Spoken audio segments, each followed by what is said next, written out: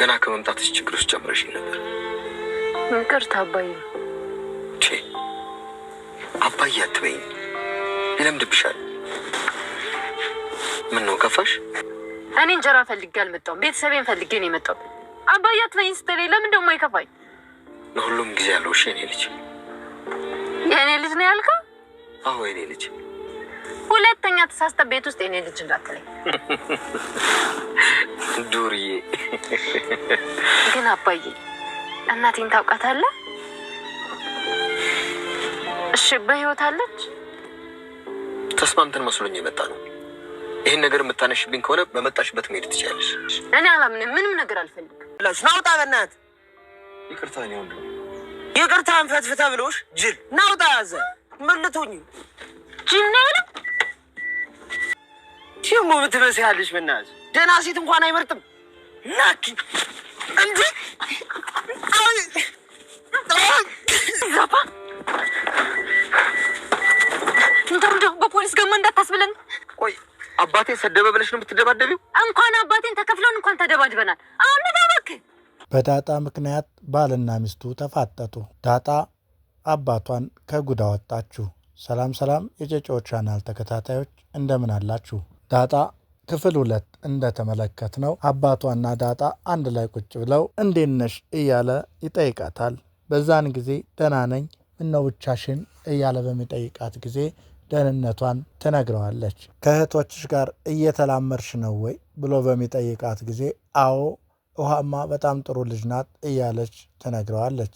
ያን ጊዜ ምርጥ እህቶች ነች ያሉኝ እያለች ስትጠይቀው ታያንቺ ልጅ እህቶች አትበይ አባዬ እህቶች ማለት ይቅርብሽ ይለምድብሻል ብሎ ሲላት አባቷ ማዘሯ ከውስጡና ትሰማለች። ያን ጊዜ በድንጋጤ ይሄ ነገርማ እውነት ነው እንዴ በማለት እና በመፍራት ገስግሳ መታ ግራ ቀኙን ስትጠይቃቸው አቶ ደረጀ መናገር አቃተው። ያን ጊዜ ዳጣ ፈጠን ብላ እኔ የጎዳና ልጅ ነኝ፣ ከጎዳና ወርቄ ነው ያገኘኝ፣ ነይ ከኛ ጋር ላሳድግሽ ልርዳሽ ብሎ ነው ያመጣኝ፣ እህትም እናት አባትም የለኝም ብላ ትመልሳለች። እሷ የምትናገረው አንተ የትደህ ነው ብላ ማዘሯ ደረጀን ስትጠይቀው ያን ጊዜ አዎ እውነቷን ነው እህትም እናትም አባትም ወንድምም የለኝም ስትለኝ ከኛ ጋር ትሆኛለሽ ብዬ ነው ያመጣዋት ብሎ እሱም ማረጋገጫ ሰጠ።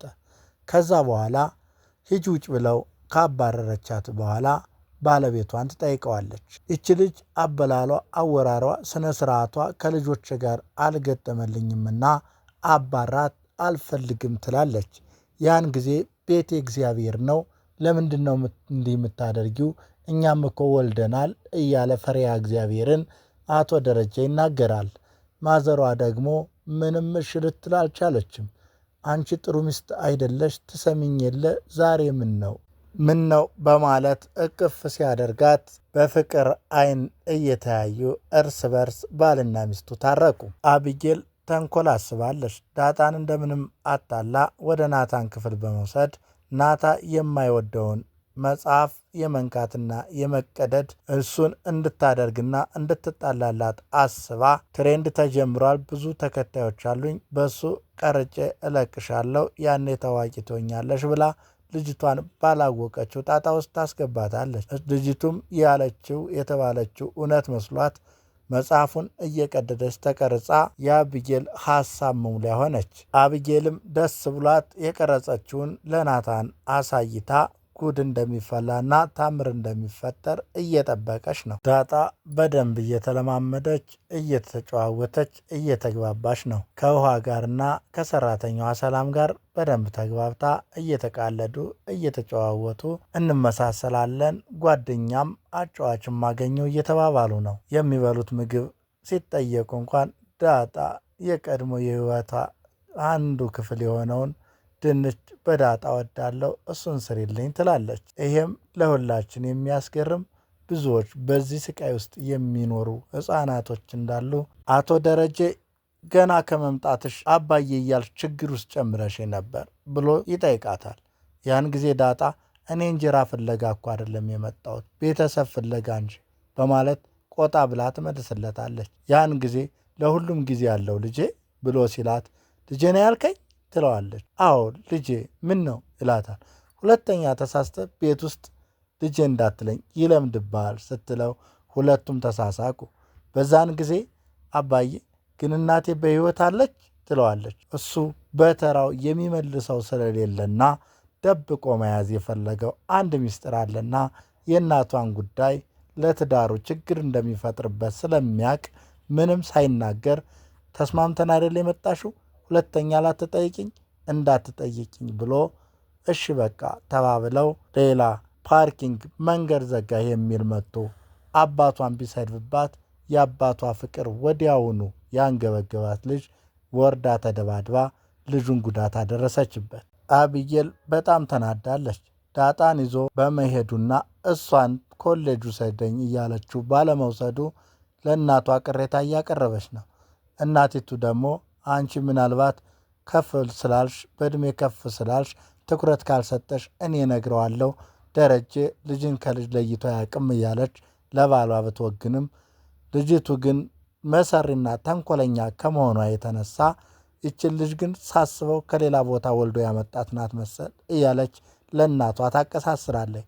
እናቲቱ ግን ልትቀበላትና ልታደምጣት አልቻለችም። ይህን ስትል የተሰማችው ሰላም ግን ድንግጥ ብላ ጆሮዋን ከነሱ አርጋ ስትሰማ ውሃው ሞላ አይደል በሂጅ አለቻቸው። ቡፌ ላይ ውሃ እየቀደችላቸው የሚጠጡት። ያን ጊዜ ደንግጣ ሰላምም ወደ ኪችኗ ተመለሰች። አቢጌል አሁንም ለእናቷ ለምን ብለሽ እንዴት መጠየቅ አቃተሽ? አባዬና ዳጣ እኮ በጣም ይመሳሰላሉ። ትኩር ብለሽ ብታያቸው አንድ አይነት ናቸው። እንዴ አባሽ እንዴት እንዲትናገር ያለሽ? እስቲ ቆይ እማዬ አስቢው። እንዴት ከጎዳና ላይ ብድግ አርጓ ምቶ ያለምንም ምክንያት ከኛ በላይ እንዴት ሊንከባከባት ይችላል? እንዴት ልብስ ሊገዛላት ይችላል? ምንም ለማያውቃት እስኪ ለምን ብለሽ ራስሽን ጠይቂው ስትላት እማዬም ቆም ብላ እጆቿን በጥርሷ እያኘከች ማምሰላሰልና ማሰብ ብሎም መፍራት ጀመረች። ናታን ወደ ክፍሉ ገብቶ መጽሐፉ ተቀዶ ሲያየው በጣም ተናዶ ቁጭ ብሏል። ያኔ አቢጌል ተንደርድራ ወደ ክፍሉ በመሄድ ናታንዬ የኔ ውድ ምን ሆነ ነው የከፋ እያለች ትጠይቀዋለች። እሱም መጽሐፍቴን የቀደደው ማን ነው? መጽሐፍት እኮ ክቡር ነው፣ የእውቀት አባት ነው። መጽሐፍቶችን በጣም ነው የምወዳቸው እና ማን ሊቀዳቸው ይችላል እያለ ሲጠይቃት አድማያቅ መጣና ቀደደዋ እያለች ስትነግረው እኮ ማን ይላታል። ያን ጊዜ ዳጣ ናት ብላ ቪዲዮውን የቀረጸችውን ሁሉ ታሳየዋለች። በምን ምክንያት ቀደደችው? እንዴት አንቺስ ዝም ብለሽ ቀረጽሻት እያለ ሲጠይቃት እኔ እየቀደደች ስታገኛት ዝም ብዬ ቀረጽኳት፣ ይኸው ላሳይ ብዬ ነው ብላ ታሳየዋለች። ከዛም እሱ እኔ ራሴ ጠይቃታለሁ ብሎ እንደሚጠይቃት አረጋግጦ ዝም አለ። ውሃና አቢጌል አይስማሙም። አቢጌል በእርግጥም ከሁሉም ጋር ነው የምትገጫጨው። ናታንን የግሏ ማድረግ ትፈልጋለች። አባቷ ችላ ብሎኛል ብላ ታጉረመርማለች። ውሃንም ጠልታታለች። ጭራሹን ዳጣ ወደዚህ ቤት ከመጣች ጀምሮ ባህሪዋ እየተብሰከሰከ ነው። እናቲቱ መገላገል ተስኗታል። በየጊዜው እየተጣሉባት ምርር ብላለች። አቶ ደረጀና ዳጣ ልብስ ገዝተው እየተመለሱ ነው። ዳጣ በጣም ደስ ብሏታል። ቀሚሷን አድርጋ በቤሎ የሚያምር ቀሚሷን አሸብርቃ ደስ ብሏት ከደስታዋ ብዛት መሬት ጠቦኛል እያለች እሽክርክሪቷን እየተጫወተች ነው። አቶ ደረጀም በልጁ ደስታ መመለስ ደስ ብሎት ከጸጸት መትረፉ ሁሉ እያስታወሰ መለስ ብሎ ፊቱ እንደ ወርቅ እያበራለት ነው። ኪድዬን በጣም አምሮብኛል ደስ አይልም ወይ ትላለች። ለምንድን ነው ኪድዬን የምትዩ? እንዴ ያ አጎት ተብዬው ነዋ ወስዶ እዛ ጣለኝ። ኪድዬ አሳደገችኝ። ስለዚህ ኪድዬን እወዳታለሁ፣ አሳድጋኛለች ትለዋለች። እሱም ከትካዜው አልመለሳለና ጭልጥ አለ። ያን ጊዜ ራስ ጠይቀህ በቃ ስለ እናት ከዚህ በኋላ አላነሳብህም ትለዋለች። እሺ በቃ ተባብለው ወደ ቤትም መንገዳቸውን ቀጠሉ። ናታን ጥሩ ልጅ ነው። ወደ ኪችን ገብቶ ሰላምን ምን ላግዝሽ እያላት ነው። እሱን ተወውና ሴቶች እያሉ አንተን አግዘኝ አልልህም፣ ግን ምን ሆነ ነው ፊትህን ጥለዋል? እቺ ዳጣ ናታ መጽሐፌን ቀዳብኝ። እኔ እንኳን መጽሐፍ የሚቀድ የሚነካብኝ አልወድም እያለ ይነግራታል። እንዴት ማን ነገረህ? አቢጌል ናት የነገረች፣ ቪዲዮንም አሳይታኛለች ይላታል። አይ አይመስለኝም ብላ የአብጌል ተንኮል መሆኑን ቀድማ የምትባንነው የቤት ሰራተኛዋ ሰላም ታረጋግጥለታለች። ያን ጊዜ ለማንኛውም እሷን እጠይቃታለሁ እያሉ ከዚህ ቤት ከገባሽ ብዙ ጊዜ ሆኖሻል፣ እኔም ከዚህ ቤት ከመጣው ብዙ ጊዜ ሆኖኛል፣ እሄዳለሁ፣ የራሴን ህይወት ጀምራለሁ ብለሽኝ ነበረ። ምን አሰብሽ? ምን አደረግሽ? አላት። አዎ አንተም እዚህ ቤት የቤት ሰራተኝነት ሆነሽ እድሜሽን ከምጨርሽ የራስሽን ኑሮ ኑረሽ ልጅ ወለጅ ብለኸኝ ነበር። አዎ ትክክል እኮ ነኝ፣ ግን ሴት ልጅ መቼ ነው የምታርጠው? ጥናቱ እንደሚለው ከ30 ዓመት በላይ ነው ስላት አንገቷን ቀርቀር እያደረገች የሆነ ሚስጥር እንዳላት መገንዘብ ችያለሁ። እስቲ የዚህ ቻናል ተከታታዮች የእናንተም ሐሳብ፣ ምናልባት ሰላም ልጅ አላት ወይስ የላትም? አቶ ደረጀ እና ሰላም ግንኙነት ይኖራቸው ይሆን?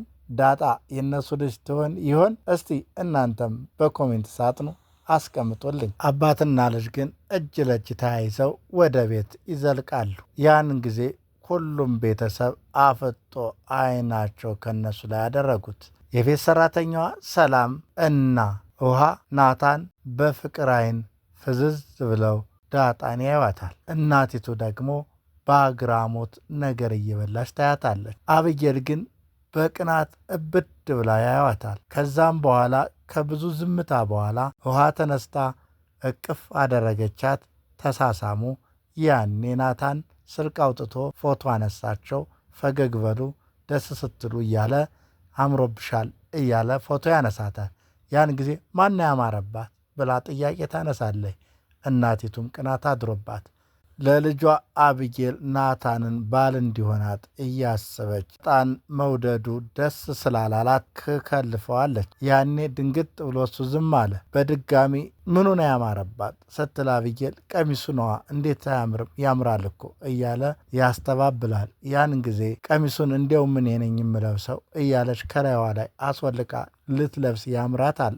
አብጌልም በዛን ጊዜ አንቺ ከመቼ ጀምሮ ነው ቀሚስ የምትወጁ ብላ እናቲቱ ስትከልፋት ተቆጥታ ተነስታ ሄደች። በዛ ቅጽበት ናታን ዳጣን ነይ እፈልግሻለሁ ብሎ ስለ መጽሐፉ ሊጠይቅ ወሰዳት። መጽሐፉን ለምን ቀደርሽ ብሎ ሲጠይቃት ምንም እንዳልተፈጠረና እሷ ልቀርጽሽ ቅደጁ ብላኝ ነው የቀደርኩት ብላ ስትነግረው ተንኮሏን ቀድሞ ያወቀው ናታን ምንም ሳይላት መጽሐፍት ማለት ጓደኞች ናቸው፣ የእውቀት አባቶች ናቸው፣ መጽሐፍ አይቀደድም ብሎ ዝም ይላታል። የኤቢ ተንኮል ግን የገባው ናታን እቺ ተንኮለኛ ቆይ ጠብቂኝ ብሎ እሷን ሊያመጣት ሄደና እውነትም ወደ እሱ ክፍል አብጌልን ይዟት መጣ።